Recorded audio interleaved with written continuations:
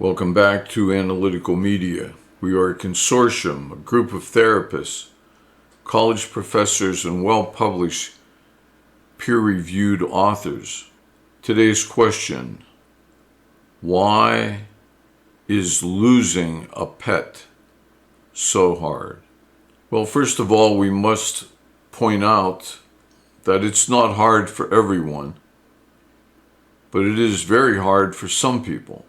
Some people put their pets down, have them euthanized when they become an inconvenience or when they show some sign of illness. So it isn't hard for everyone to put down a pet. And I think it's very important to realize that there are different kinds of people in this world. There are people who would use the last of their money to take a dog or a cat to a veterinarian, or to take a strange dog or a cat to a veterinarian. They would use all the money they had left. There are those people in this world. I have long postulated the idea that one would find more Christians in a veterinarian's office than one would find in a church on a Sunday. I had a minister in my class who heard me say that, and after class he came up to me. I expected an argument of some sort, but he agreed with me. Now, I'm sure there are plenty of Christians in a Christian church on a Sunday, but you get my point. The helping nature, the loving nature of some people to help their own animal, to help a strange animal, is very Christ-like. It's what Christ did when he walked on this earth. Now, I have to put in my usual disclaimer: if you don't believe in Christ, that's good, that's okay. If you don't believe in God, that's good, that's okay. And it really is, it makes no difference. We know that we can talk about Christianity objectively because it's a phenomenon. It's a real thing. There are tens of millions of people who are active Christians right now, consider themselves to be active Christians anyway. So it is a phenomenon. It's the biggest religion in the United States of America. So we're not promoting a religion here where you need to believe in any religion. Atheists welcome, certainly.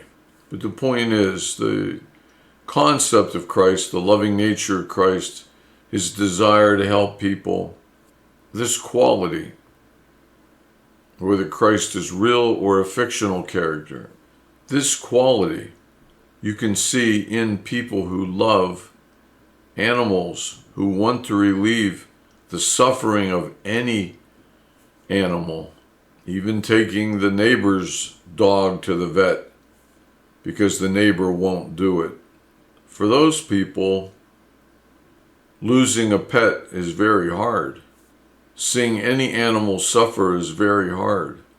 But lots of people are willing to spend no more for veterinary care than the cost of one .22 bullet.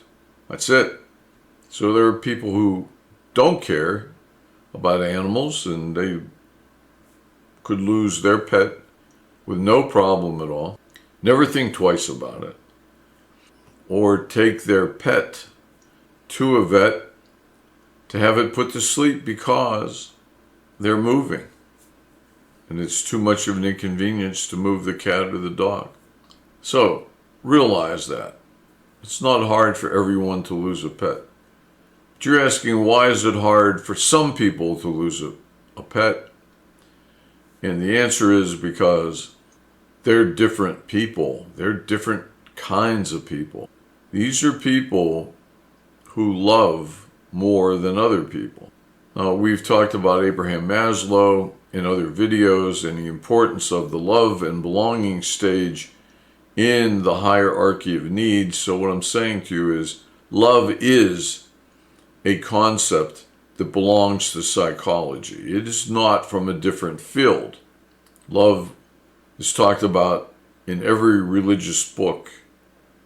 God in the Christian Bible is defined as love. What is God? God is love. Abraham Maslow talks about the need for love and belonging, to go through that stage. Humanistic psychology focuses on the concept of love. It at least expands upon the concept of love. So, it hurts you to lose your pet because you can love more than other people. It's as simple as that. If you're a loving person, if that quality is within you to be loving, to understand love and the importance of love, and that which you would do for love, that's a great validation of who you are as a person. So if you are that type of person, pat yourself on the back, because not everybody's that good. And then we bring up the concept of good. Good versus evil. Right versus wrong. These things are hard to define psychologically, but yet we use that every day. It's a rare day that I don't hear on a YouTube video the mention of the word good or evil, yet they're so very hard to define. They're almost universally accepted as terms we understand without being able to define. And I think you work that way too. If you describe somebody as being a really good person, whoever you're talking to knows what that means, even if you can't define what good means yourself. So we accept it. You love your animal very much, and when it dies, you go through grief. You suffer at the separation because you love it so much. So why does it say in the Bible, God is love? What is God? God is love. You see what I'm saying? The love you feel for that animal has something to do with God.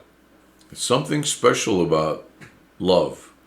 And there's much to be learned about love from religion, philosophy, and psychology. So yes, you're suffering when your animal dies. You're suffering because you love them so much. But somehow that's not a bad thing.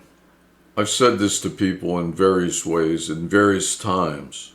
But let's say you would come to a therapist, one of the people at Analytical Media, because you lost someone you love, a pet, a brother, a grandfather, someone you love, and you're in pain. And what if one of the therapists there at Analytical Media offered to hypnotize you so that you would not remember your grandfather, you'd have no memory of him, or your mother, or your father, or your dog Jojo, telling you, we'll take all memory of Jojo away. You won't remember you ever had Jojo. You won't remember what Jojo looked like. And thus, the fact that you're not with Jojo will mean nothing to you. Your pain and suffering and grief will come to an immediate end. Would you want to go ahead with the hypnosis? Now, I'm presenting that to you hypothetically, but I've done it personally many times in therapy. I've made that offer, but only to prove a point. And the point is, people recoil at the idea of forgetting their husband, their dog, their sister, anything they love. They recoil at the idea. Like, oh my God, no. That's the most valuable thing I have, the memory. And so remember the old adage, it is better to have loved and lost than to have never loved at all.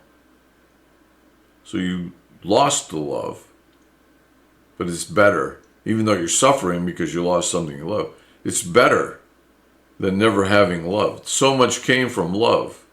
And I'm tired of apologizing for religion. It is a phenomenon. Every country, for as long as we know, historically, has been involved with religion. Now, maybe they worship the sun and a buffalo and a serpent, but they believed in religion. You don't have to believe in religion, and it doesn't mean they were right. But it happened. And today, most people believe in religion. They believe in a God of some kind. So it's legitimate. Religion's a part of life. It has to be a part of philosophy. It has to be a part of, let's say it this way, it has to be part of the venue of psychology and philosophy, part of the world. It's around us. Is it a delusion? It's up to you to decide. Most people would say no, religion, God is real. But it doesn't mean that they're right. They could be wrong.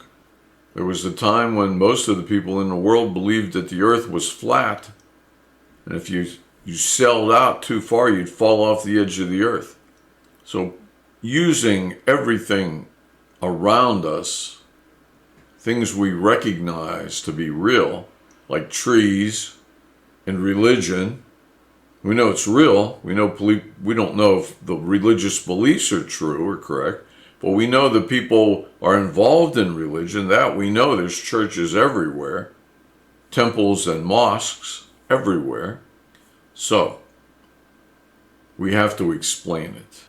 And most of psychology, certainly the psychoanalytic type theories and humanistic psychology, believes in the importance or the reality of love, which then, if we apply some religious concepts, the Bible, God is love.